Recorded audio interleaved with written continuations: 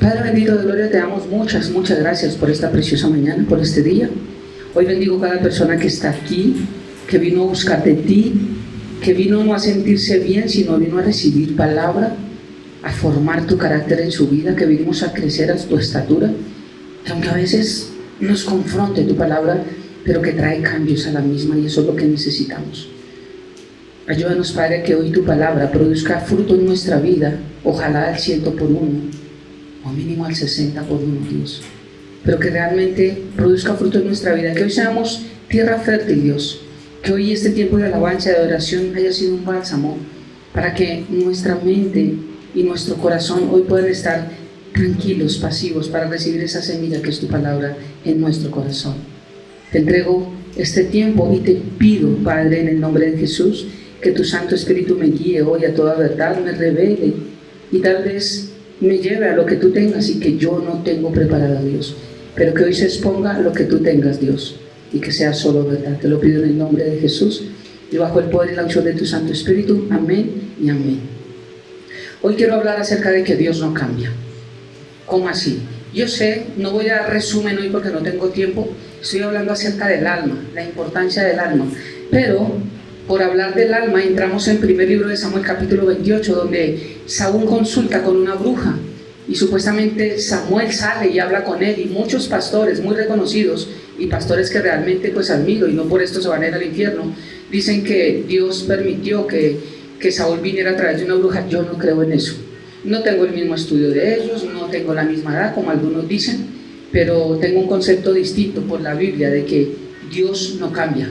Por eso en este capítulo del primer libro de Samuel, capítulo 28, empecé a hablar brujos guiados por Dios. Eso no tiene lógica. Brujos guiados de verdad. Algunos pastores es que Dios hace como Él quiere, Él en su soberana voluntad, si Dios lo permite. Esas frases de cajón que Dios permite, que no, pongamos a Dios en el lugar que es, en el lugar correcto. Y lo primero, a que hablamos hace 8 días, es que Dios no ha puesto todas las autoridades que hay en el mundo. Hoy ya se subió la prédica, a las 10:30 pueden llegar a su casita a verla nuevamente, la de hace 8 días. Hablé de demonios guiados por Dios, pero primero quise enfatizar en que todas las autoridades que están puestas no vienen de Dios. Y puse el ejemplo de lo que es claro ahorita, el Papa. Entonces Dios también puso los papas, porque es una autoridad religiosa, ¿cierto? Y no tiene poquitas personas, multitudes de todos los países. Los que profesan la fe católica creen que Él es un mediador. Entonces Dios se contradice a sí mismo, porque Él es el único mediador, pero Él puso al Papa para que sea el otro mediador. Explíquenme en eso. Los que dicen que todas las autoridades Dios las puso. No, Dios da, ¿se acuerdan el vestido de Superman? Dios da el poder al que va a estar ahí en ese cargo, sea Pepito, Menguito, el que sea, pero Dios no pone a las personas. Entonces es lo primero que tenemos que tener en cuenta, porque siempre utilizan Dios pone reyes y quita reyes. Expliqué un poquitico hace 8 días, si Dios pone reyes y quita reyes, pero pregunto, un paréntesis, ¿quién ha puesto los presidentes por hablar de nuestro país? ¿Dios? Entonces Dios es malo porque nos está llevando. Es el pueblo. Dios no, tenemos que entender eso. Todas las autoridades que están establecidas se establecieron con una autoridad dada por Dios, pero Dios no las pone en ese lugar. Algunas autoridades sí pondrá Dios, pero no todas las autoridades las pone Dios.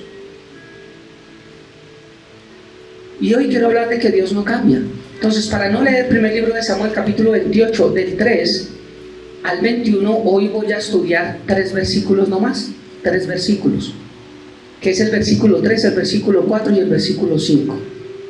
El primer versículo, el versículo 3, me muestra la condición del hombre. Y el versículo 4 me va a mostrar la condición de Dios. Es importante esto. Voy a tratar de hacer una especie de exégesis, no lo voy a hacer palabra por palabra, pero sí voy a tratar de trabajar versículo por versículo. Dice la palabra de Dios en el primer libro de Samuel, capítulo 28, versículo 3 al 5. No vamos a trabajar más sino hasta ahí. Cuando terminemos de trabajar todos los versículos y yo lea las 15 razones por las cuales Dios no trabaja a través del mal, entonces voy a darles una conclusión del por qué mi concepto bíblico es que lo que vino fue un demonio, no fue Samuel. Dice la palabra de Dios. Ya Samuel había muerto y todo Israel lo había lamentado y le habían sepultado en Ramá, su ciudad. Ya Samuel había ¿qué? Lo primero que nos muestra este texto, que tal vez algunos más estudiosos que yo no han entendido, primero es la condición de Samuel. Estaba muerto. Y la Biblia nos enseña que el que está muerto, muerto está. Vimos que nadie que esté en el infierno puede subir al cielo, nadie que esté en el cielo puede bajar al infierno, y mucho menos alguien que esté en el infierno nunca bíblicamente ha tenido la experiencia de ir, conocer lo que está allá y venir y contarlo. Nadie, bajo la Biblia nadie. Quiero mostrarles rápidamente las 7 resurrecciones que la Biblia me enseña. En el Antiguo Testamento me enseña el hijo de la viuda de Sarepta. Está en primer libro de Reyes, capítulo 17. Ustedes después pueden devolver el audio y copian y pueden estudiar esto. En la primera resurrección es el hijo de la viuda de Sarepta a través de Elías. Primer libro de Reyes, capítulo 17. La segunda resurrección que vemos es el hijo de la mujer tsunamita a través de Eliseo en el segundo libro de Reyes, capítulo 4. La tercera resurrección que vemos en el Antiguo Testamento es el hombre que toca los huesos de Eliseo cuando es arrojado a su tumba. Ellos estaban siendo perseguidos, habían venido varias tribus a tomar la tierra, y ellos por el miedo, ¡pum!, botaron ahí en la tumba de Eliseo, y ese muerto al tocar los huesos de Eliseo resucitó. Es la tercera resurrección. Todo eso tiene un significado y un porqué. En el Nuevo Testamento hay 4 resurrecciones. La hija de Jairo, ¿recuerdan? Un líder de la iglesia. Él era un líder de la iglesia. Jesús resucita a la hija de Jairo. También el hijo de la viuda de Naín. Dice que estaba en un funeral. Ya estaba en el funeral y Jesús llegó allí. Y lo primero que hizo fue sacar la incredulidad. ¿Quién le dijo para afuera a todos? Porque a veces no servimos para nada. Cuando alguien se estrella, no, eso todos con el celular ahora y todo. Poco se ve que qué le pasó, qué le puedo ayudar. Un carro, venga, le ayudo. Tiene curas, tiene no sé qué, súbase a mí. No, sino grabar ahí para. Uy, pucha, las 2 piernas. Porque el espacio se fue. ¿Se acuerdan del periódico El Espacio? Lo quitaron por amarillista, pero los amarillistas no nos hemos ido del mundo. Nos encanta eso. Nos encanta todo eso que, uy, ¿qué pasó? ¿Y cómo fue? No, es que fue, ¿qué pasó? ¿Y qué fue? ¿Qué fue? ¿Qué? El Señor manda a sacar a todos y se queda con el combo alpinito. Y allí en el combo alpinito Él ora y resucita al hijo de la viuda de Naín. La resurrección de Lázaro después de 4 días. Resucita.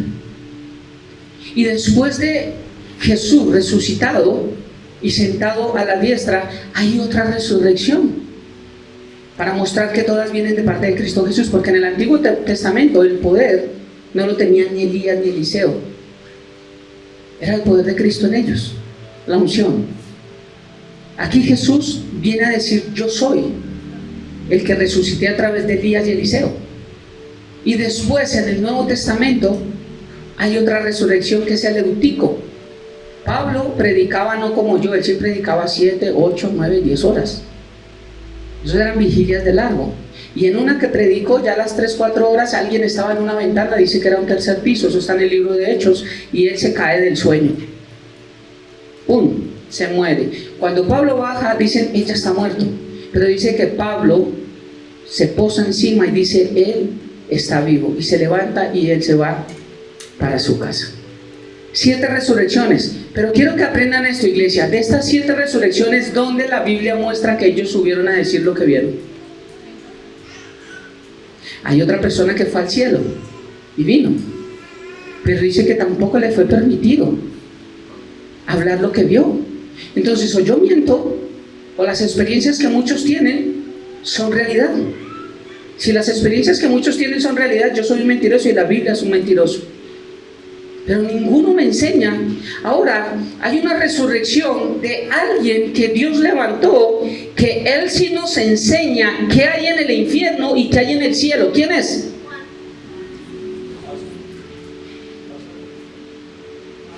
¿Quién resucitó Dios que no es estos 7?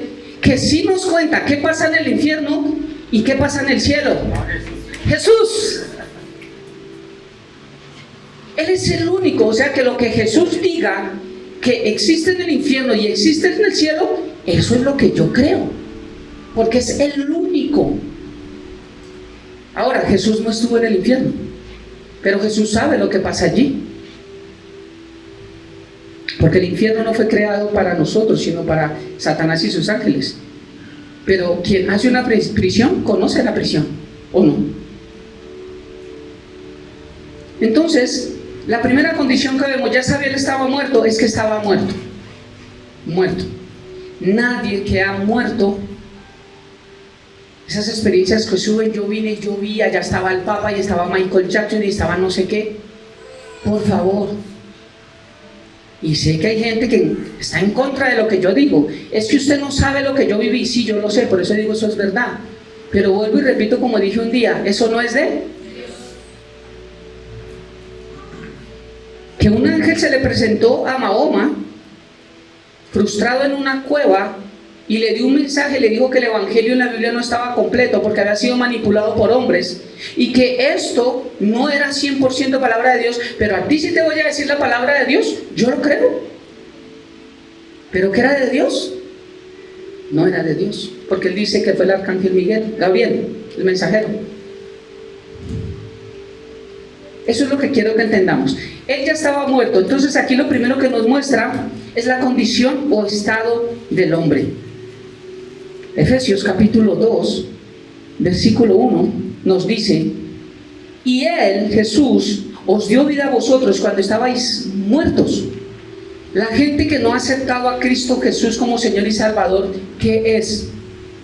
La película de Michael Jackson, zombies. Son muertos vivientes. Nosotros vivimos muertos, o sea, separados. Muerte es separación. En el mundo hay mucha gente que está separada de Dios. Entonces lo primero que yo tengo que entender para ver este contexto y saber si fue Dios o no fue Dios, es que Samuel ya había muerto, y la Biblia me muestra que nadie que esté muerto, y Jesús resucitó, porque aquí lo subió fue una bruja, que Jesús trajo, viene a contar qué pasó en el infierno o en el cielo. Porque todas esas resurrecciones, ojo, esto lo voy a dejar claro y me lo preguntaron, todas las resurrecciones que hubo aquí en la Biblia fueron de personas salvas. ¿Claro? Porque si no, Dios faltaría a su palabra. Si los levanta del infierno, tienen otra oportunidad para arrepentirse, y Hebreos 9:27 no existiría. Me preguntaste, ¿y dónde estaba Lázaro entonces? En el seno de Abraham. ¿Ok? Todas las personas que estaban allí antes de Cristo Jesús estaban en el seno de Abraham, y de allí Dios las levanta, pero con un propósito especial. Pero ustedes ven que algunos de ellos digan: yo vi, me dijo Dios y un ángel y esto y no sé qué es. Nunca. 7 resurrecciones, 8 con Cristo Jesús, que estuvieron en el seno de Abraham, pero que nadie cuenta qué pasó. Eso es importante, iglesia. Grabémonos que esas cosas de que yo vi no sé qué y me llamó y me mostró iglesias llenas de brujos. ¿Ustedes de dónde creen que sacan? El Señor me está mostrando en este momento. El Señor me está diciendo en este momento de una chica de saco rosado, que está sentada con la pierna cruzada, que es una edad más o menos. ¿Ustedes de dónde creen que sacan eso? Eso es adivinación. Ahora, después les voy a hablar de la palabra de ciencia y la palabra de sabiduría, que es diferente. ¿Cuántos han visto esto en iglesias? En avivamiento es la principal. Dios me está mostrando aquí a alguien, Dios la está sanando. Hay alguien que tiene acá algo como una bola, Dios me mueve y llega: sí, pastor, cuando usted dijo yo tenía. O sea, Dios no la podía sanar sin el pastor. Pregunto. Después voy a hablar de los dones espirituales, pero si el don de sanidad fuera latente hoy en día, ¿Por qué no vamos a una clínica y sanamos a todos los enfermos? Pregunto yo. ¿Por qué tienen que hacer campañas diciendo la campaña de sanidad de Pepito Mendito y toda la gente va a pagar? Y a que tengan cosas sobrenaturales que sí suceden porque el diablo también opera, aprovechando de que su fe se desvía, no en Cristo, sino en una persona que cree que tiene el poder de sanarlos. Ahora, o sea que Dios nos sana en este tiempo, sí. ¿Y entonces cómo lo hace? Por la fe. Es solo por la fe. Después hablo acerca de los dones ministeriales. Voy a entrar a 1 Corintios, eso creo que va a ser para el otro año, si el Señor no ha venido. Y quiero hablar de los dones ministeriales, porque sí hay palabra profética, sí hay don de ciencia, sí hay don de saber, sí existen cosas, pero cada cosa en su. ¿Se acuerdan la vez que dije que había una botella de Coca-Cola enfrascada y cabía, casaba, pero no era de ahí? Hay cosas que pueda que casen, pero no las ponen en el lugar correcto. Y eso es lo que quiero explicar un poquitico. Lo primero, ya Samuel había muerto y todo Israel lo había alimentado y le había sepultado. Y la Biblia me enseña que la misma condición teníamos nosotros, que estábamos muertos. ¿Cómo? Pero si cuando yo acepté a Cristo Jesús, yo tenía 21 años, yo no estaba muerto. Ahora espiritualmente entiendo que estaba separado de la presencia de Dios, muerto en mis delitos y en mis pecados. Entonces Dios me dio vida juntamente en Cristo Jesús. Y sé que algún día, si Jesús no viene pronto, algún día tendré que morir, ¿cierto? Pero la ventaja es que yo sé que el día que cierre mis ojos sé para dónde voy. Esa es la diferencia. Estábamos muertos. La primera condición es el estado del hombre. El hombre está muerto en vida.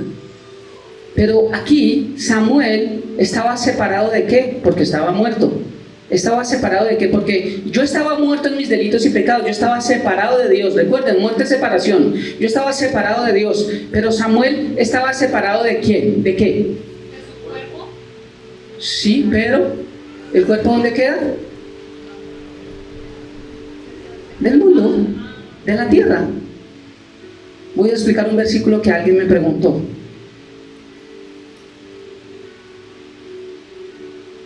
Samuel estaba separado de la tierra, no de Dios. Su alma y su espíritu estaban con Cristo, ¿cierto? Estaban en el seno de Abraham, ¿cierto? Para ese tiempo. Pero su cuerpo se queda acá. Se quedó acá. Nosotros somos, por así decirlo, materia orgánica. Eso no es. Y por eso se descompone. Tú ves y se descompone todo. Y más si queman los huesitos, pues también eso va. Pero el alma y el espíritu no, porque son eternas. Ellas no mueren. No mueren en el estado de que muerte es separación, de que o se van eternamente a la presencia de Dios o se van eternamente separados de Dios. Porque infierno, eso es lo que significa la palabra infierno, separados de Dios. Entonces lo que estamos mostrando aquí, la primera condición, ya Samuel había muerto. Samuel no pertenecía a esta tierra. ¿Ves la condición del hombre? De Samuel no pertenecía a esta tierra. O sea que ilógico que lo hicieran venir de la tierra. Porque en las 7 resurrecciones que vemos en la palabra, no vemos que Dios los haya levantado a través de una bruja. Él los levantó por su poder y con un propósito. Pero levantar a Samuel solo por responderle a Saúl, alcahuetearle a Saúl, Dios de verdad lo vaya a hacer. Por eso hoy Dios no cambia. Diga conmigo, Dios no cambia. Él es el mismo ayer, hoy, por los siglos. Él no cambia, Él es el mismo. Y vemos que una bruja hace venir a Samuel de los muertos. El versículo 3 vemos la condición de Samuel, separado de este mundo. Efesios 2:1 me dice que yo también estaba separado, no de este mundo, porque estaba en este mundo, estaba separado de Dios. Pero un día, si Él no viene, voy a estar separado también de este mundo. Eclesiastés 12:7, le voy a responder a alguien que me preguntó. Me dijo, pastor, ¿cuál es el versículo? Le dije, espere, que es que no le puedo decir todavía. ¿Por qué no le puedo decir todavía? Porque recuerden que Eclesiastés es un libro, ¿qué? Almático. En el tiempo que que Salomón reinó, Dios se apartó de él. Y cuando Dios se aparta de Salomón, él escribe el libro de Eclesiastés. O sea que Eclesiastés es un libro almático que sí tiene joyas. ¿Se acuerdan los primeros devocionales que hice hace 4 años? Las joyas de Eclesiastés, porque sí hay cosas muy ciertas que él dice. Déjeme ir para entrar acá, porque alguno me dirá: no, pastor, ¿cuál almático? Entonces no lo hubiera escrito Dios. Hay joyas que yo las tengo marcadas con color.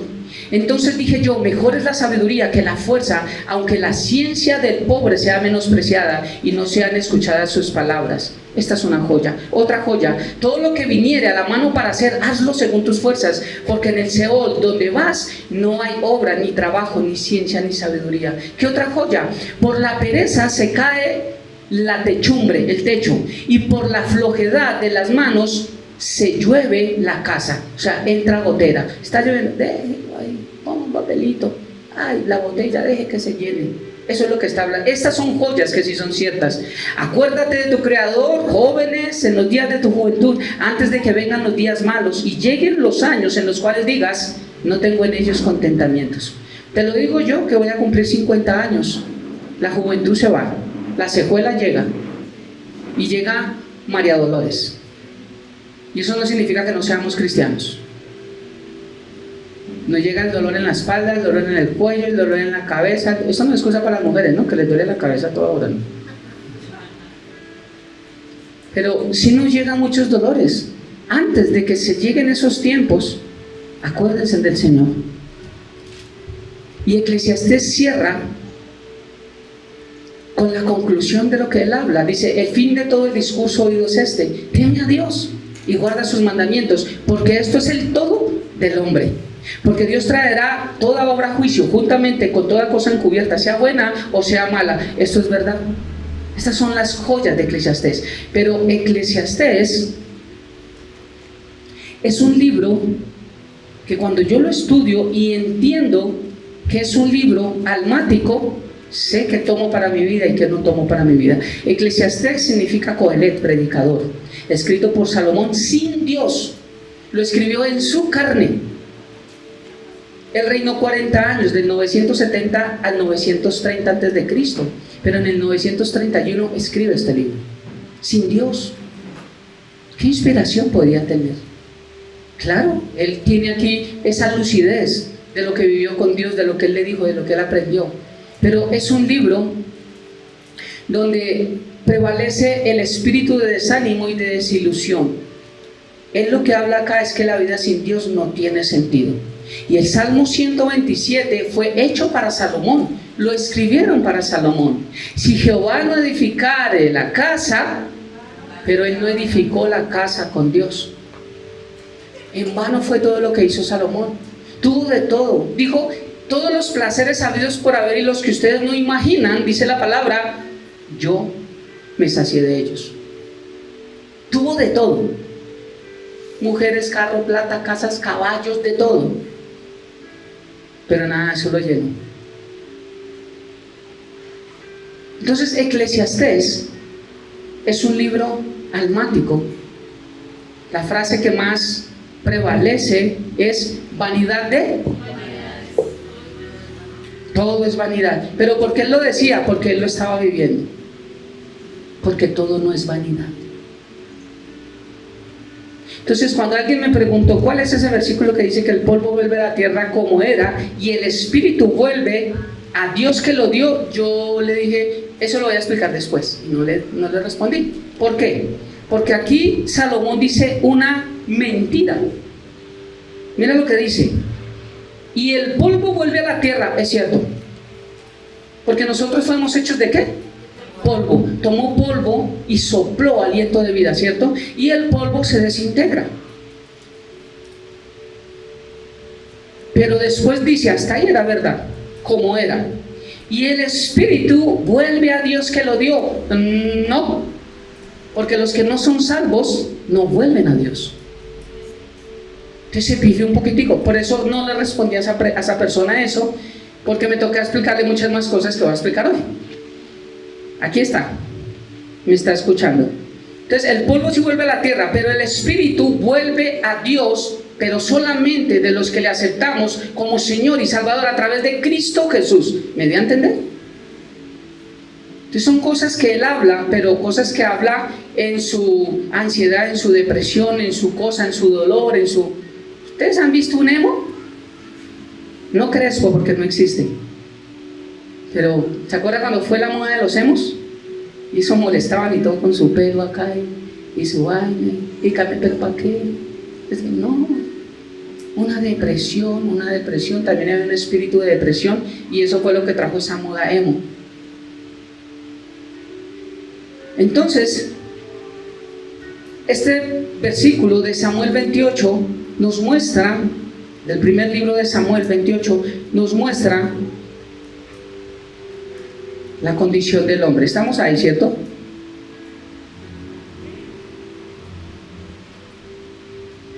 La condición del hombre. Estábamos muertos y Samuel estaba separado, pero de este mundo. Lo segundo que vemos ahí, dice, ya habían sacado a los adivinos de Israel, en el primer libro de Samuel capítulo 28, el mismo versículo, ya habían sacado a los adivinos de Israel, ¿cierto? ¿Dice ahí o no dice? ¿Sí? Ya los habían sacado. Ahora, si Dios te dice, no hagas esto, o sea que Dios a través de un brujo te dice, bueno, está bien, hazlo. Es que no entiendo ese tipo de predicaciones, yo no las entiendo. Yo le digo, Señor, o yo soy muy bruto, o porque yo entiendo las cosas diferentes. Porque la única razón que encontré de estas personas que predicaron eso es que Dios es soberano. Sí, Dios es soberano, pero también es inmutable. Él no cambia. Y yo tengo que tener en cuenta todos los atributos de Dios, no solamente uno. Levítico capítulo 19, versículo 31 dice que Dios les había dicho, no os volváis a los encantadores ni a los adivinos, no los consultéis contaminándoos con ellos. ¿Qué le dijo el Señor? Que no lo hiciera. Ahora cuando leemos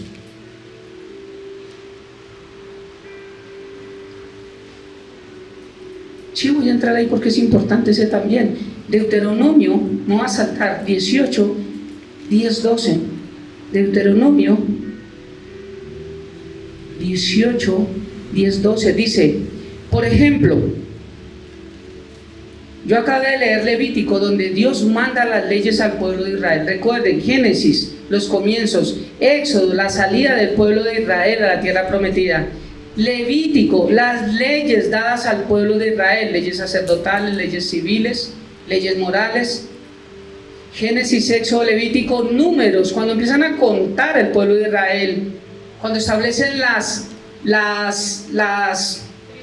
tribus y empiezan a contar. Por eso cuando dicen, qué aburrido es el número, y 3.200 hombres de no sé qué, de la tribu, ¿se acuerdan que ya pasamos por ahí? Y de la tribu sacar 200, eso es Números. Génesis, Éxodo, Levítico, Números. Yo tengo que entender la Biblia. Génesis, Éxodo, Levítico, Números. Deuteronomio significa segunda ley, segunda vez que Dios repite lo mismo que ya le había dicho al pueblo de Israel. En Levítico ya le había dicho, no se vuelvan a los encantadores ni los adivinos ni consulten, no se contaminen con ellos. Vuelve a repetirles en Deuteronomio capítulo 18, versículo 10 al 12. Por ejemplo, jamás sacrifiques a tu hijo o a tu hija como una ofrenda quemada. Está hablando de Moloc. Tampoco permitas que el pueblo practique la adivinación, ni la hechicería, ni que haga interpretación de agüeros, ni se mezclen brujerías, ni haga conjuros. Tampoco permitas que alguien se preste a actuar como medium o vidente, ni que invoque el espíritu de los muertos. ¿Cómo así que Dios lo prohibió pero permitió acá? Yo no lo entiendo. Cualquiera que practique esas cosas es detestable a los ojos del Señor. O sea que el Señor Jesús o el Señor es detestable para Él mismo, porque Él está haciendo lo que Él mismo prohibió. Eso no es. Pero como lo que dice la Biblia es que no fue Dios, por eso Dios no es ningún detestable. Porque si hay alguien que cumple lo que promete, es Dios. Cualquiera que practique esas cosas es detestable a los ojos del Señor. Precisamente porque las otras naciones hicieron esas cosas detestables, el Señor tu Dios las expulsará de tu paso. Versículo 3 me muestra la condición, el estado del hombre, y que Dios ya les había dicho que los expulsaran, y Saúl había obedecido hasta ahí. Él había expulsado a todos los adivinos, hechiceros, encantadores, brujos, los que leían las manos, todos los medios. Él ya los había expulsado. Quiere decir que en ese momento, cuando él empezó a reinar, no existía esa brujería. No se podía practicar porque los mataban. ¿Dónde dice eso? O sea, la bruja, cuando Samuel le dice, tráeme, dice, ¿no sabes que si yo hago tal cosa, moriré? Porque ellos, si practicaban eso, tenían que morir. Entonces, la condición del hombre, y que Dios ya había hecho expulsar eso de la tierra. Lo tercero, lo que dio a Saúl a buscar, y aquí es donde me voy a enfocar, ayuda, fue el miedo a los filisteos, no su arrepentimiento, no fue el temor a Dios.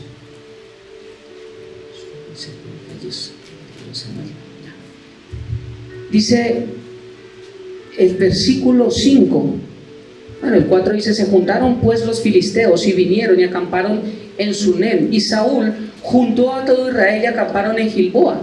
Y cuando vio Saúl el campamento de los filisteos, cuando tú lees Nueva Traducción Viviente, dice que cuando vio el número del ejército de los filisteos que venían, se espantó de terror. Y cuando vio Saúl el campamento de los filisteos, tuvo miedo y se turbó su corazón en gran manera. Hasta aquí yo voy a enseñar el capítulo 3.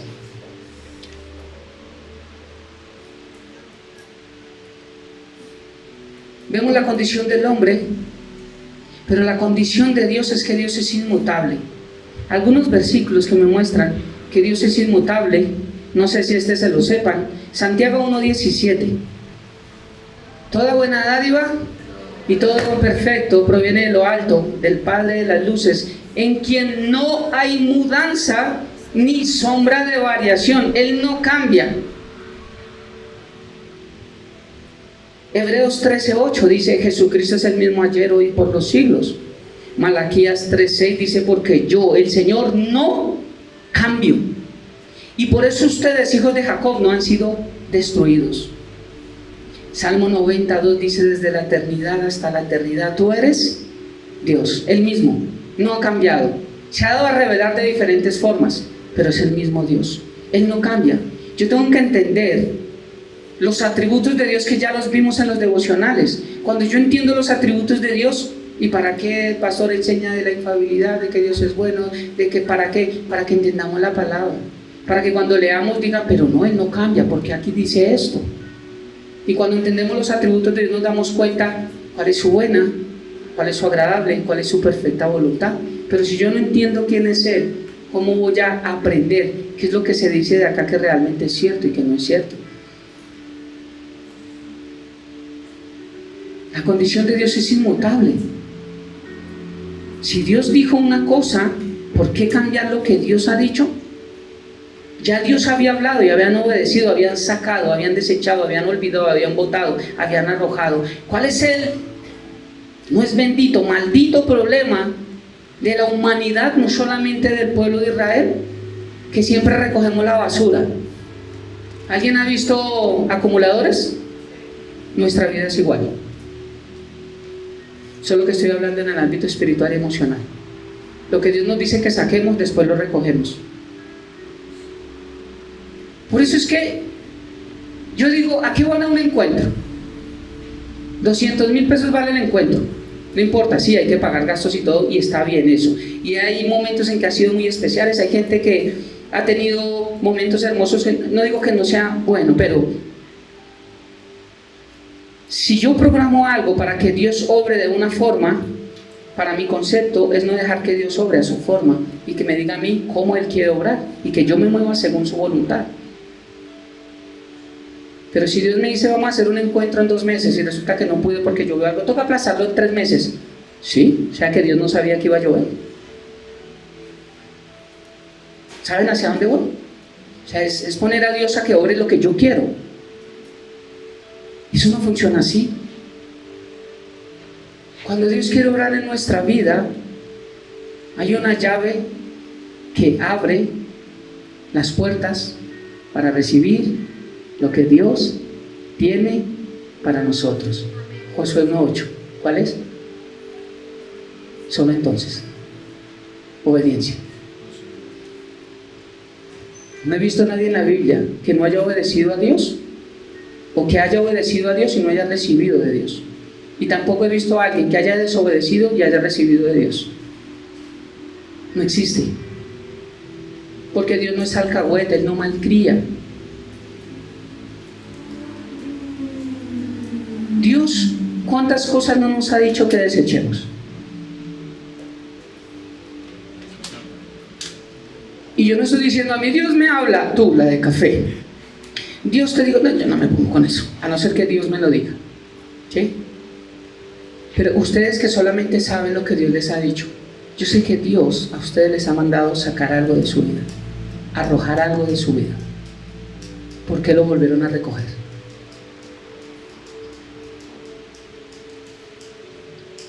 Un ejemplo, pastor, porque no entiendo ni papa. Esto es clase de francés, no es de francés, es de teología. Cuando Dios te dice perdona y perdonas, pero se te vuelve a salir la piedra y vuelves a dejar de perdonar y te vuelves a ir con esa persona, recogiste la basura de la falta de perdón nuevamente. Cuando Dios te dice esa relación, no. Yo no puedo decir, Señor, yo lo convierto. Mire, usted no convierte nada, ni yo convierto nada. Lo que sí podemos convertir es nuestra vida en un caos completo por no obedecer a Dios. Dios, yo estoy seguro que Dios está hablando ahorita a la mente y al corazón de cada uno de ustedes, que Dios, tanto a ustedes como a mí, muchas veces nos ha dicho, deja esto, arroja esto, igual que de Israel, arrójalo. ¿Por qué lo hemos vuelto a traer? ¿Por qué? Con 2 personas hablé acá. Cuando Dios les diga arrojen tanto, arrójenlo totalmente, córtenlo de raíz. Y con otra persona que también está acá, que quiere iniciar una nueva vida en Cristo, le dije, cambia redes sociales, cambia todo, borra, cambia tu contraseña, pon otro nombre, pon otra, que nadie entre, si es Face, si es Instagram, si es todas esas vainas que yo no tengo. Alguien me manda TikTok y me manda a alguien, yo no tengo eso, no los puedo ver. Solo tengo Instagram por la señorita Karen, porque tenemos Instagram en la iglesia. Entonces ahí entro y veo las cositas hermosas que ella hace, por eso tengo Instagram, o si no, no tendría tampoco Instagram, porque yo no tengo redes.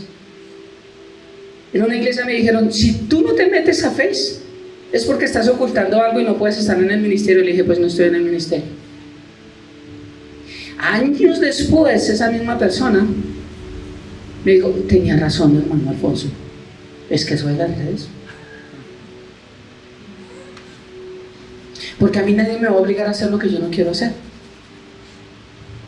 Nosotros hacemos todo lo que hace la gente, todo, pero nos hemos preguntado hasta dónde es bueno, hasta cuándo es bueno. No es que yo lo tengo por mi trabajo, realmente. ¿Cuántas cosas? Y yo vuelvo a preguntar y tal vez me quedé acá. El Señor mandó expulsar. Y Saúl ya había arrojado a la tierra a los encantadores ya del vino. ¿Por qué los volvió a llamar? ¿Por qué? ¿Por qué desobedeció a Dios? Y mire cómo terminó. ¿Por qué si Dios ha hablado en nuestra vida, arroja esto, quita eso, apártate de esto, no vayas a tal lado? ¿Por qué lo hacemos? Y pretendemos que Dios obre en nuestras vidas.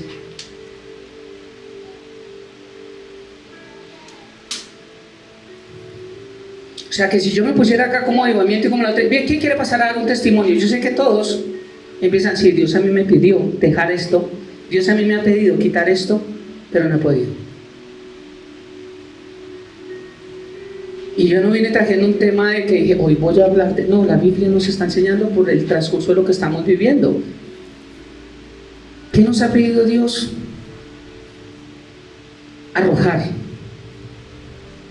botar, sacar, expulsar. Porque si no lo hacemos, ¿sabes qué es lo único que va a pasar? Que vamos a terminar como Salomón,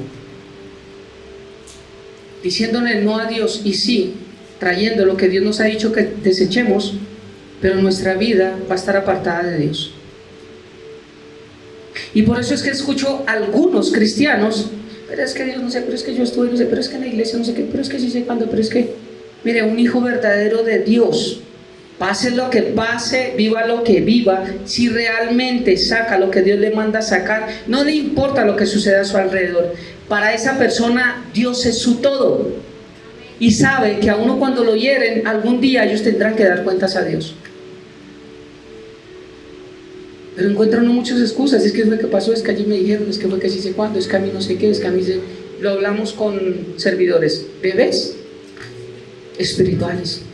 Pablo dijo, yo no les he podido hablar a ustedes como grandes, porque ustedes todavía toman tetero.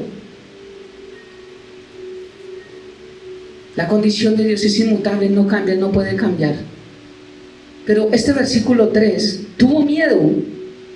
Quiero hablarles rápidamente de 3 clases de temores, porque el temor es un arma de doble filo.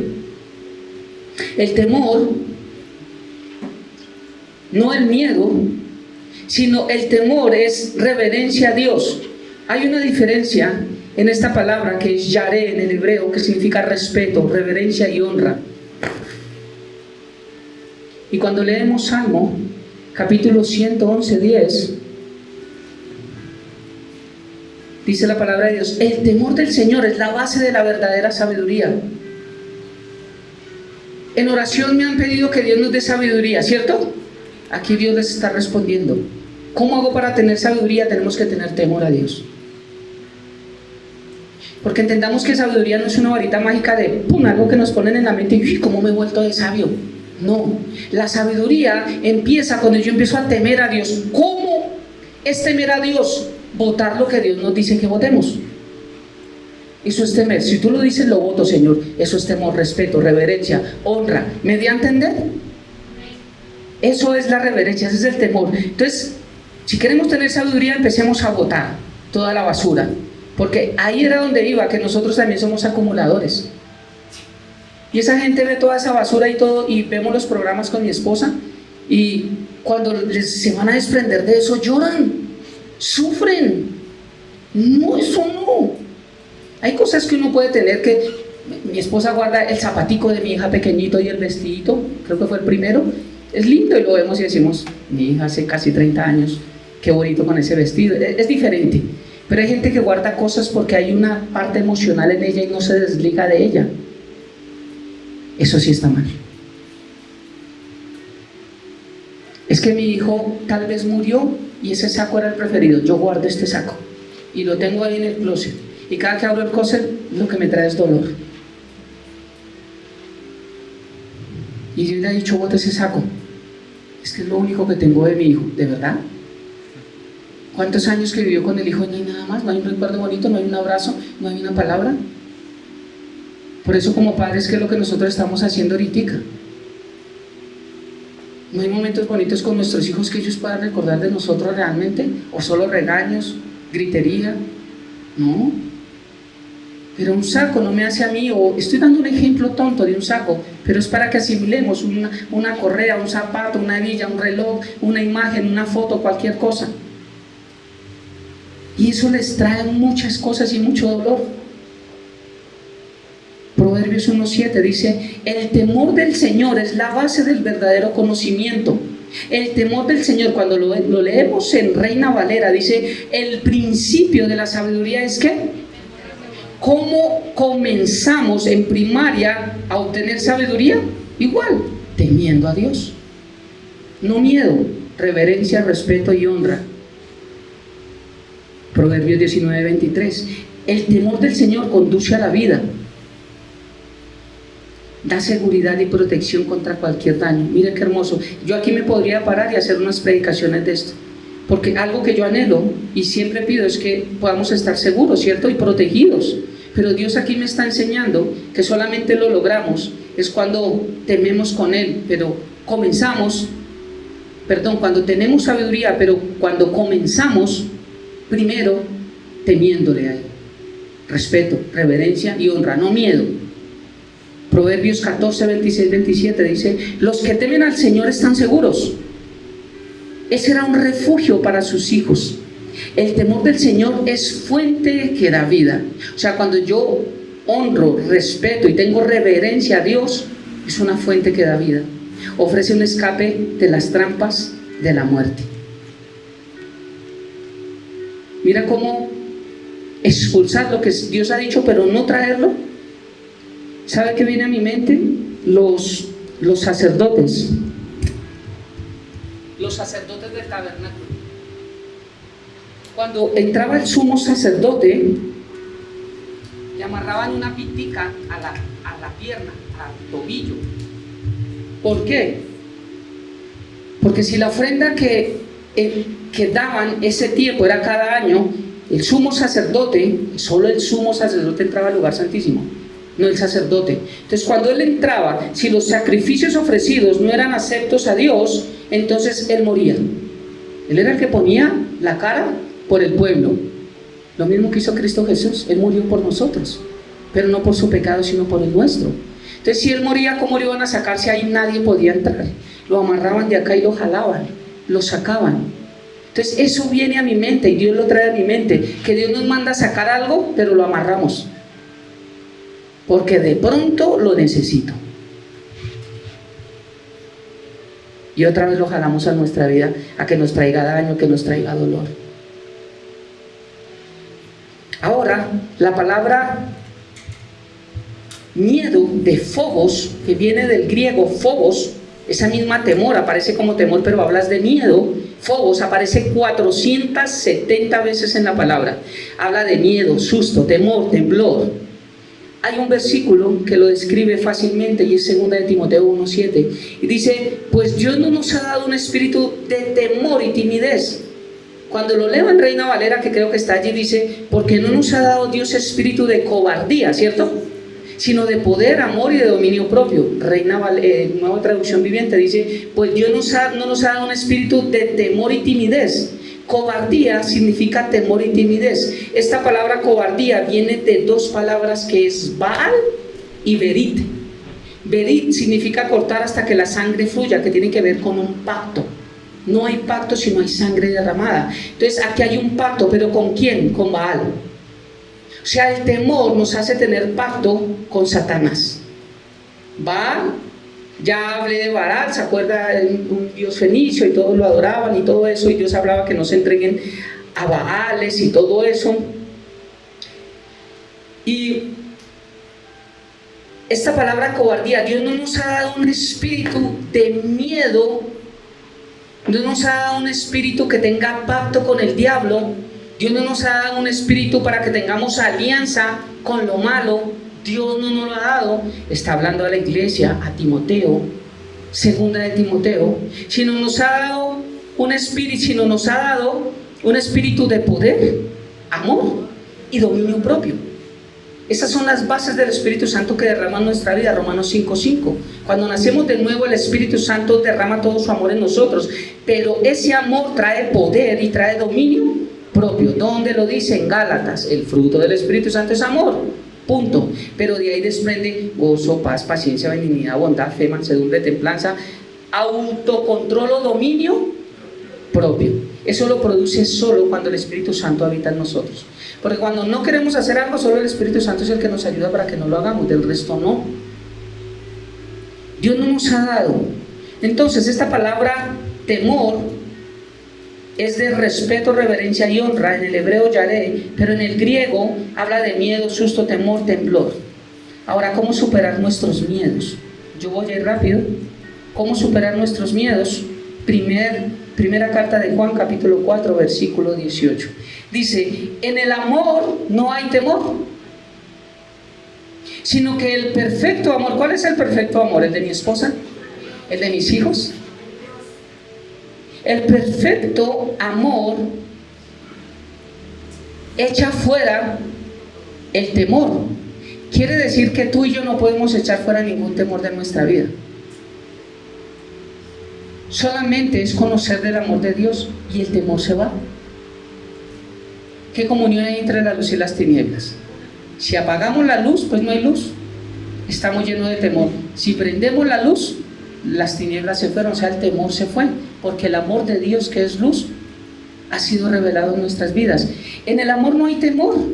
Dios no tiene temor, Dios no tiene miedo, Dios no está asustado, sino que el perfecto amor echa fuera todo el temor, porque el temor lleva en sí castigo. Todo aquel que tiene miedo a cosas, esas cosas van a alcanzar su vida. Muéstramelo en la palabra. Job dice: el temor que tenía me ha sobrevenido. ¿Cuál era el temor de Job? Sus hijos. Los apapachaba, los amaba tanto, los adoraba tanto que nunca los estorbó. Nunca. Aunque la Biblia dice que era un hombre piadoso, justo, pero es que Dios se refería a su carácter, a él, porque la salvación es personal. Pero sus hijos eran otro cuento, hacían orgías. Y todo lo que hacían ellos ahí. Y cada uno, como eran 7 hijos, cada uno pagaba el foforro un día distinto. Dice la Biblia. Dios le quitó. Jehová dio, Jehová quitó. Él tenía ese temor de sus hijos y fue lo que sucedió, porque sus hijos murieron. Juan 10:10 dice que el ladrón no viene sino para matar, robar y destruir. Lo primero que hubo en la vida de Job fue muerte, después robo y después destrucción, porque todo se le vino abajo.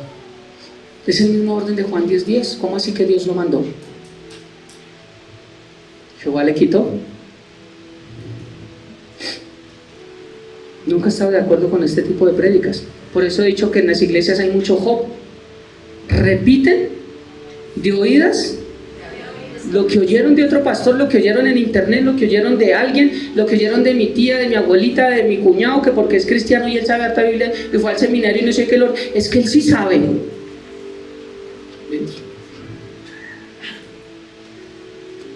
El único que sabe está acá, la palabra.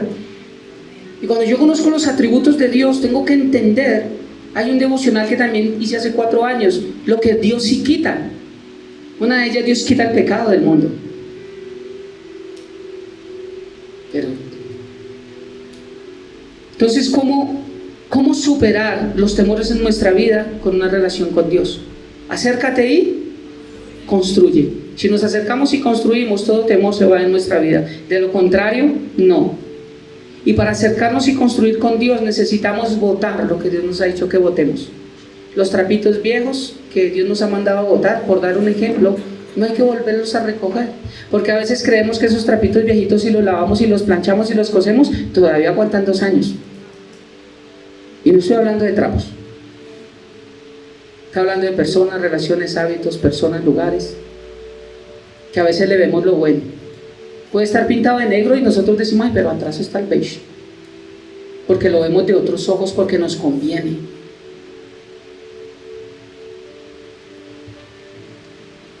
¿Cómo superarlo? Solamente con Dios. Ahora, estas 2 cosas.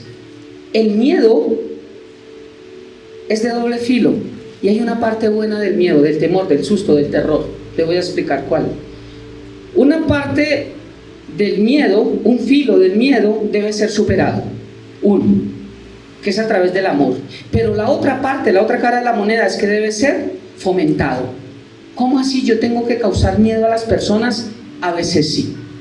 Me voy a dar a entender.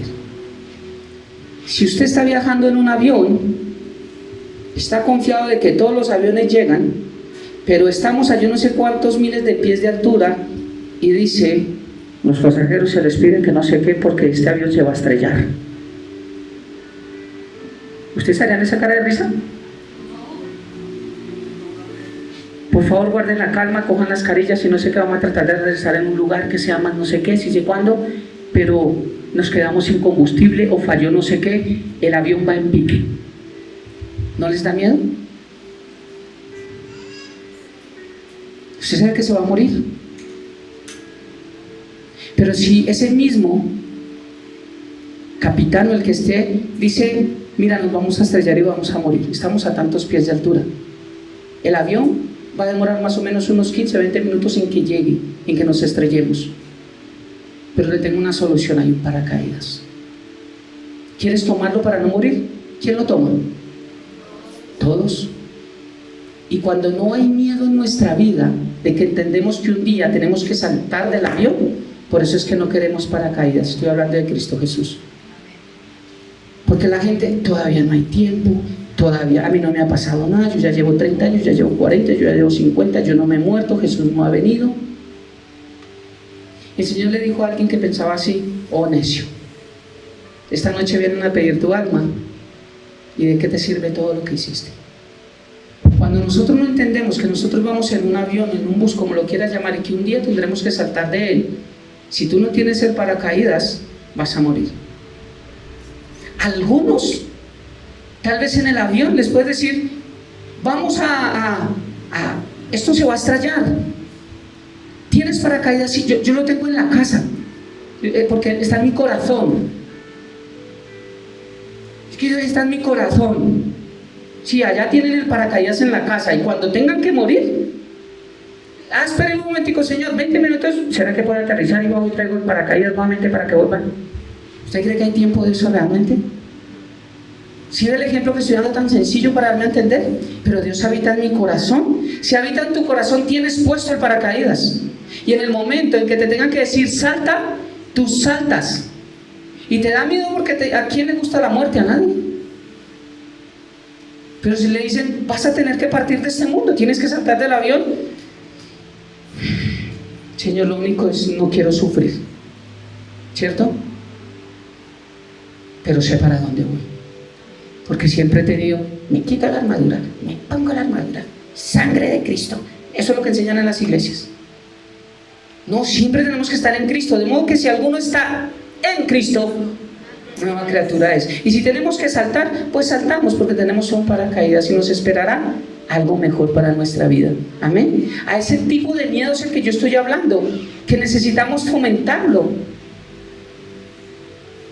Por eso, ¿por qué cree que se llenan las iglesias como avivamiento, como su presencia y como todas estas? Porque solo hablan bonito. Yo no sé cómo hay gente acá. ¿Será porque es mi familia? No, pero todos no son mi familia. Esas iglesias hablan hermoso. Tranquilo que tu vuelo es seguro. Al igual aquí tenemos paracaídas y tenemos protección para todo eso, esto está bien. Hermano, siempre hemos viajado, no sé qué. Tranquilo. Paga el doble que vas confort. Tienes vino y tienes caviar y tienes no sé qué. El mejor avión. De verdad, esa es la seguridad. Eso es lo que ofrecen en las iglesias. Que Dios es amor. Es lo único que dicen en las iglesias. Dios es amor y Dios tiene un propósito para tu vida. A ver, ese Dios de amor, cuando tengas que saltar de un avión y si no tienes paracaídas, ese mismo Dios de amor ha dicho que hay un salvavidas, que hay un paracaídas que es Cristo Jesús, y que si no lo tenemos en el momento que tengamos que saltar, así sea un Dios de amor, también es un Dios de ira y también castiga el pecado. Entonces todos vamos para el cielo. Eso iba con el temor. Es de doble filo. El miedo nos lleva a tomar una solución buena o mala para nuestra vida. Por eso en parte el temor, alguien un día me dijo ahí en la iglesia, porque estábamos hablando ahí en unas clases que se llaman Vida Libre,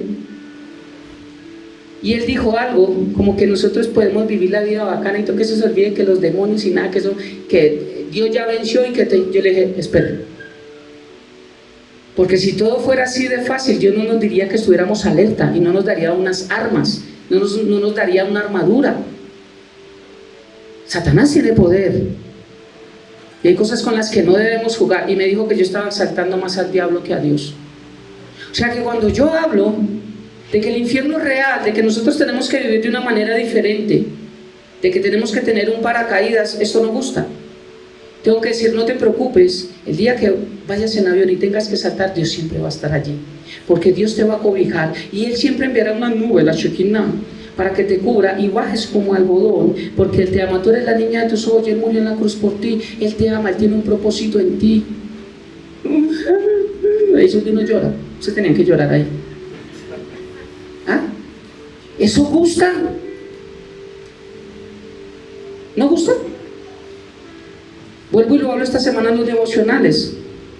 La misión que Dios me dio a mí, porque vendrá el tiempo en que no escucharán más la buena y sólida enseñanza, sino que se irán tras de maestros, o sea que son duros para enseñar, malos, pero es porque dice tras de maestros. Un maestro, ellos se saben envolver, irán tras maestros que les digan lo que sus oídos se mueren por oír. Estoy leyendo la carta de Timoteo, capítulo 4, versículo 1 al 5, que es la misión que Dios dio para esta iglesia. Pero dice, tú mantente preparado, no tengas miedo de sufrir, sigue predicando. Si el Señor sabía que en los últimos tiempos la gente le gustaría andar más en avión, que tiene todos los paracaídas y todos los protocolos, sabía que esto iba a pasar, porque sabe, en muchas iglesias es como los aviones. ¿Sabían que ellos no tienen todos los paracaídas de todos los pasajeros? ¿Alguien sabía eso? Primera clase primero. Es como en el Titanic. Primero mujeres y niños, pero primero fueron los ricos, ¿cierto? Eso no es que todos, no, tranquilo que teníamos para todos. No ha pasado nada, nos fuimos. No, el caos vino y no había solución para todos. Y las iglesias, hay un devocional que yo grabo esta semana. No por ir a la iglesia, somos parte de la iglesia. O sea que una iglesia es como un avión, que un día Dios no va a llamar a su presencia o va a venir, pero no va a haber paracaídas para todos. Y hoy es tiempo. Estas predicaciones tienen que causar algo en nuestra vida para decir realmente yo quiero vivir siempre con paracaídas. Y el día que tenga que saltar, voy a saltar. No tengo miedo. Pero en lugares donde todo es bacaneado, lo único que hacen es llenar iglesias. ¿Por qué se llenan tanto? Porque sus oídos se mueren por oír eso. Se mueren. Anhelan eso.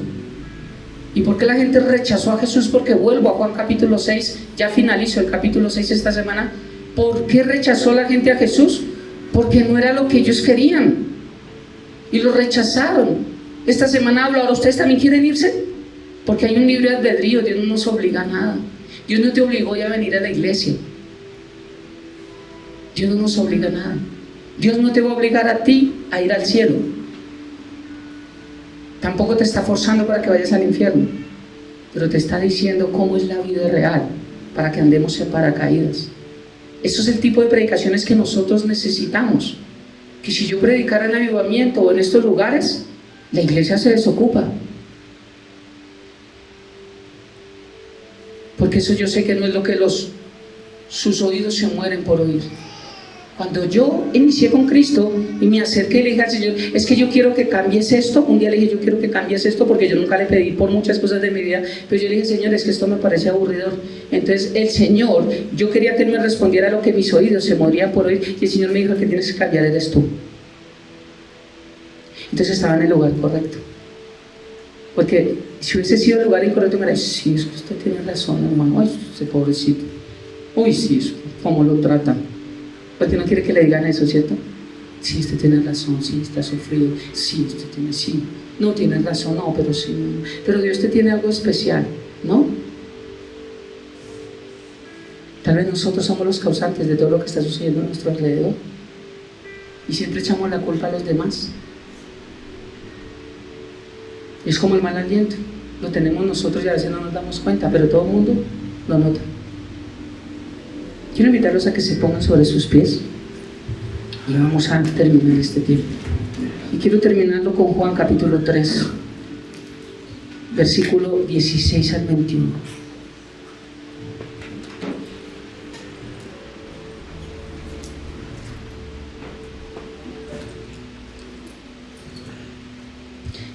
Dios me regaló este versículo el sábado en la noche, ayer en la noche.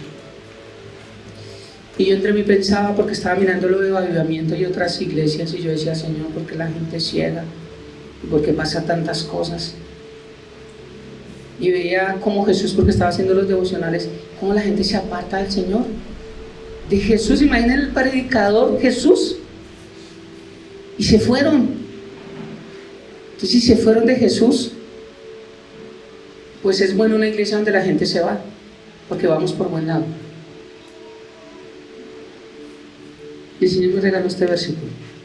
Tito 1:15 dice: todas las cosas son puras para los puros, mas para los corrompidos e incrédulos nada les es puro, pues hasta su mente y su conciencia están corrompidas. ¿Usted cree que toda esta gente que habla estas barrabasadas no sabe lo que está haciendo? Para ellos, mira, corrompidos e incrédulos, tienen su mente y conciencia corrompida. Ay, el pastor, ¿cómo le dijo? Ay, le dijo que era un ladrón. Uy, es que no, él predica fuerte. Alguien dijo de acá que yo cómo me refería a estos pastores. Entonces, como creo que esta persona escucha las predicaciones, quiero decirle, primero que todo, de quienes yo hablo no son pastores, porque nunca me atrevería a hablar de un pastor de esa manera. Pero cuando yo digo ladrón, es porque no es un pastor. En este caso estoy hablando de Ricardo Rodríguez, ¿cierto? De Avivamiento, y ese no es un pastor. Si yo lo digo abiertamente y no titubeo, porque Jesús, ¿qué tal si uso las palabras que dijo Jesús? Todas las cosas son puras para los puros, mas para los corrompidos, como ese, incrédulos, nada les es puro. Su mente y su conciencia están corrompidas. Por eso juegan con Dios, juegan con la fe de las personas, le quitan hasta el peso que no tienen. Pero lo importante es que él siga teniendo su condominio, su colegio, sus camionetas blindadas, sus guardaespaldas, y dejarle un buen reino, un buen terreno a su hijo. ¿Eso es de Dios realmente? Por eso es que iglesias como estas, la gente dice yo no voy, y a veces los entiendo, porque lo único que conocen es eso del cristianismo, pero no conocen la verdad. Concluyo con Juan capítulo 3 y oramos del versículo 16 al 21, porque este versículo lo predican mucho. Porque de tal manera amó Dios al mundo que ha dado su Hijo unigénito, para que todo aquel que en él cree no se pierda, más tenga vida eterna. Dios envió a su Hijo para morir por ti. Esa parte es linda. Y el 17 también es lindo, porque no envió Dios a su Hijo al mundo para condenar al mundo, sino para que el mundo sea salvo por él. Sí, Dios no nos condena. Hasta ahí está lindo. Sigamos leyendo. El que cree no es condenado, pero el que no cree ya ha sido condenado, porque no ha creído en el nombre del unigénito Hijo de Dios. Y esta es la condenación. ¿Cuál, Señor? ¿En qué nos condena? Que la luz, Jesús es la luz, vino al mundo, y los hombres amaron más las tinieblas que la luz, porque sus obras eran malas. ¿Cómo amaron más las tinieblas?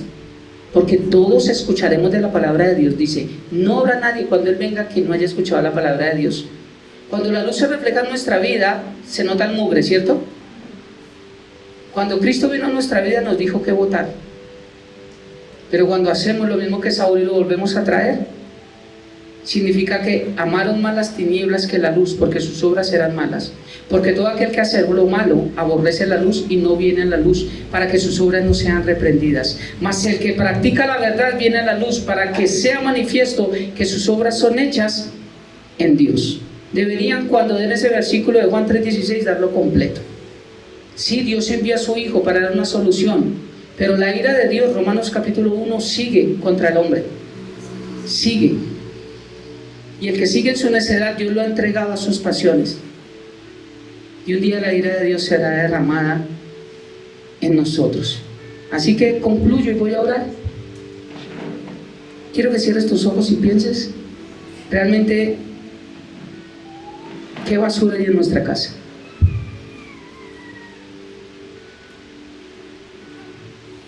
Y en el nombre de Jesús, que no tengamos más pita, que no amarremos lo que Dios nos manda a votar para volverlo a traer.